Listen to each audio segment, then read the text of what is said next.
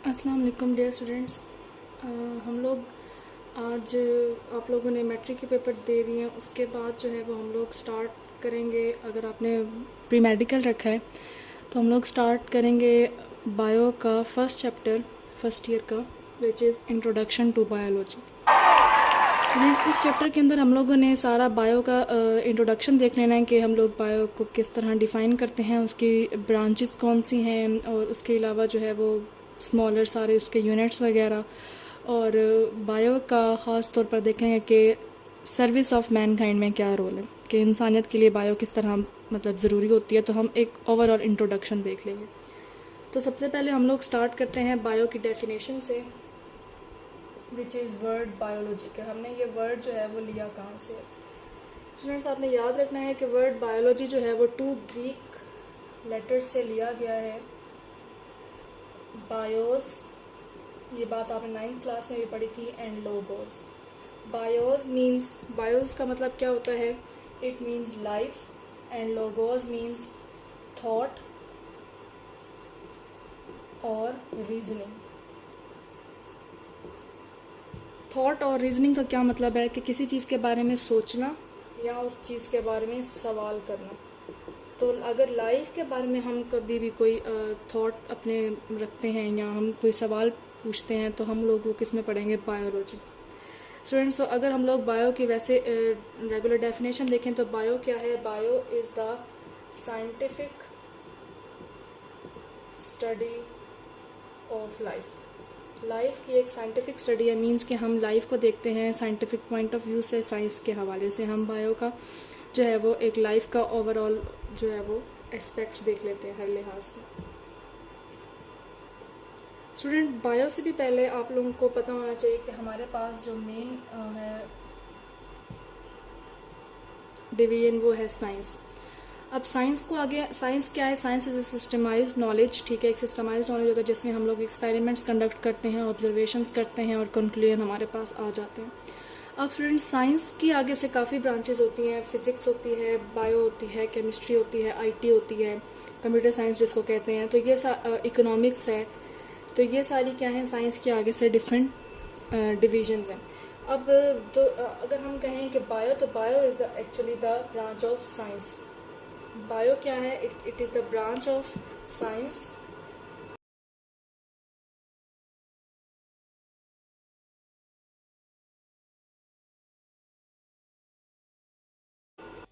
Students, बार बार मैं यहाँ पर वर्ड लाइफ का यूज़ कर रही हूँ। तो लाइफ का मतलब क्या है कि हम बायो के अंदर लिविंग थिंग्स के बारे में स्टडी करते हैं। ये बात आपने याद रखनी है। तो it is the study of life, ख़ास तौर पर साइंटिफिक स्टडी ऑफ लाइफ। अब स्टूडेंट्स, रीडिंग में से देख लेते हैं। Biology is the study of living things. Bio क्या है, लिविंग थिंग्स की स्टडी है। लिविंग थिंग्स मीन्स जानदार चीज़ें। अब जानदार चीज़ें क्या होती हैं उनके भी हम आगे डेफिनेशन पढ़ लेंगे। It is a branch of science. तो इस बायो क्या है, साइंस की एक ऐसी ब्रांच है, और बाकी साइंस की ब्रांचेस की तरह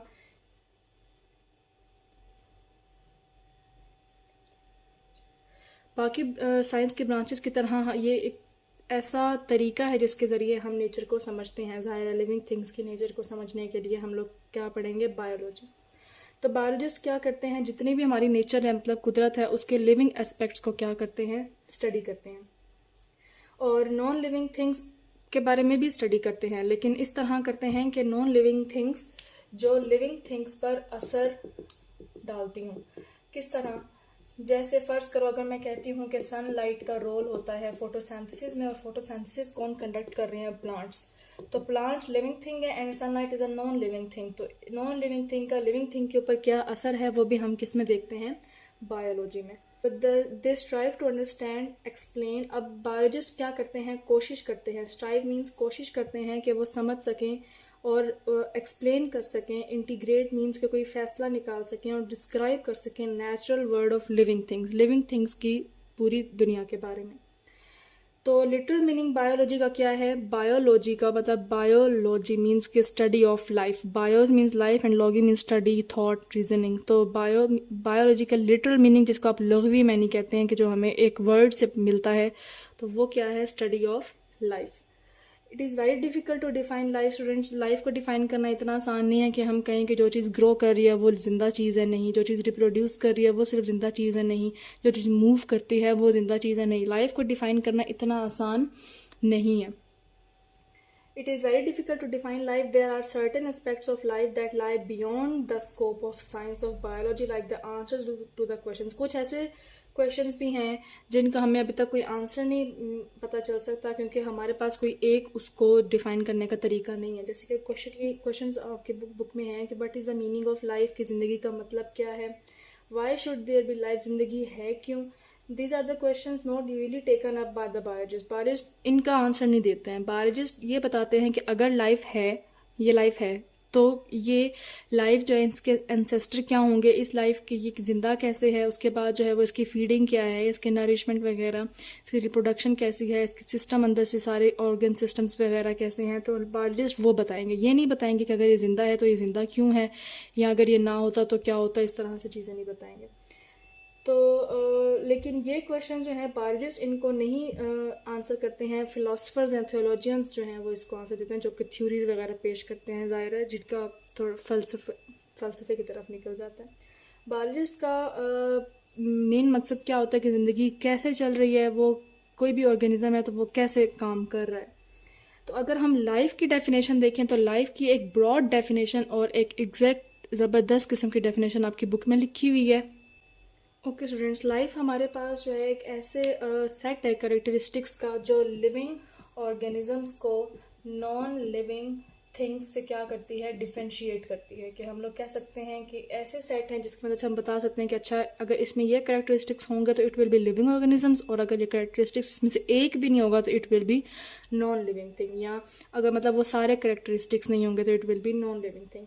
और वो सेट ऑफ कैरेक्टरिस्टिक्स कौन कौन से हैं? सबसे पहली बात ये है कि लिविंग ऑर्गेनिजम्स जो हैं वो हाईली ऑर्गेनाइज्ड होते हैं और कॉम्प्लेक्स ऑर्गेनिजम्स होते हैं that are made up of one और मोर सेल्स। एक या एक से ज़्यादा सेल से मिलकर लिविंग ऑर्गेनिजम्स बने हुए होते हैं। मीन्स के इधर दे आर यूनिसेलुलर, जिस तरह हम बैक्टीरिया की बात करते हैं, और दे आर मल्टी सेलुलर, जिस तरह के प्लांट्स हैं, हम हैं, और सम फंगाई वगैरह, फंगस वगैरह।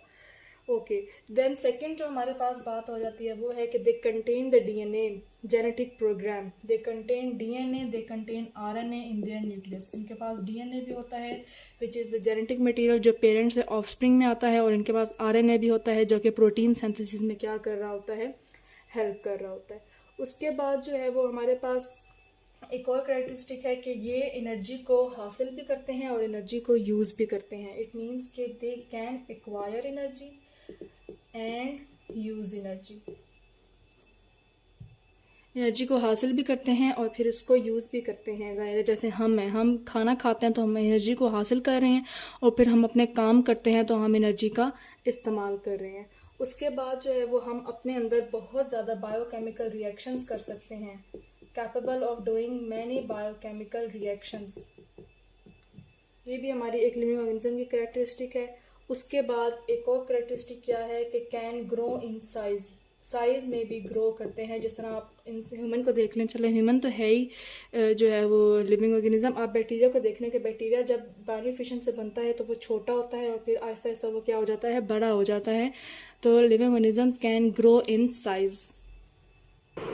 ओके स्टूडेंट्स, साइज़ में भी ग्रो करते हैं लिविंग ऑर्गेनिजम्स, मतलब उनका साइज़ जो है वो पहले की निस्बत बड़ा होता है। उसके बाद एक और कैरेक्टरिस्टिक क्या है कि अपना इंटरनल इन्वायरमेंट मेंटेन करके रखते हैं। मतलब कि अगर फ़र्ज़ करो हमारी बॉडी का टेम्परेचर क्या होता है नॉर्मल 37 डिग्री सेंटीग्रेड, तो हमारी बॉडी का टेम्परेचर चाहे बाहर का टेम्परेचर 0 डिग्री सेंटीग्रेड हो या 100 डिग्री सेंटीग्रेड हो, ठीक है, हमारा बॉडी का टेम्परेचर 37 डिग्री सेंटीग्रेड ही मेंटेन रहेगा। मेंटेन इंटरनल इन्वायरमेंट, हमारा इंटरनल इन्वायरमेंट हम क्या करते हैं, मेंटेन करके रखते हैं। ये भी लिविंग ऑर्गेनिज्म की, सब लिविंग ऑर्गेनिजम्स की कैरेक्टरिस्टिक होती है। उसके बाद और जो कैरेक्टरिस्टिक हैं, रिप्रोडक्शन मीन्स कि हम जो लिविंग ऑर्गेनिजम्स होते हैं वे रिप्रोड्यूस करते हैं। They can produce their on offsprings and fertile offsprings. उसके बाद जो है वो एक और जो मेन मानी जाती है लिविंग ऑर्गेनिज्म की कैरेक्टरिस्टिक, वो ये है कि अगर तो कोई भी इन्वायरमेंट में चेंज आता है तो वो उसको क्या करते हैं, रिस्पॉन्ड करते हैं, respond to environmental change.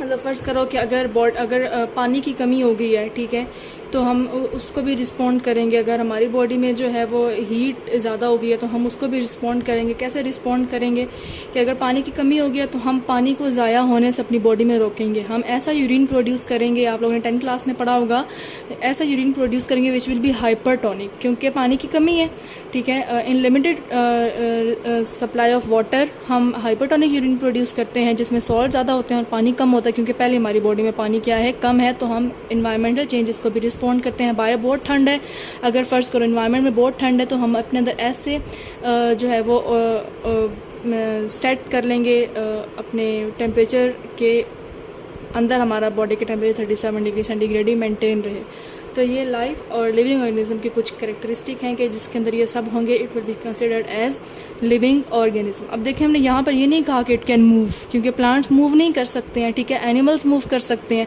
Plant move नहीं कर सकते हैं। तो इसीलिए हम ऐसे कैरेक्टरिस्टिक नहीं रखेंगे जो कोई एक भी ऑर्गेनिज्म उसको फॉलो ना करता हो। ये सारे ऑर्गेनिजम्स जो है वो इसको फॉलो करते हैं। हाँ, एक बात है कि कुछ वायरसेस के पास DNA नहीं होता, तो हम कह सकते हैं कि वो लिविंग ऑर्गेनिज्म कम्प्लीटली नहीं है, they are actually at the border line. 5 kingdom के अंदर हमने 5 किंगडम्स जो बनाए उसमें हमने सारे ऑर्गेनिजम्स को रख दिया, लिविंग ऑर्गेनिजम्स को, बट हमने वायरस को नहीं रखा। किसी भी एक किंगडम में वायरस नहीं है, क्योंकि virus is not considered as a living organism.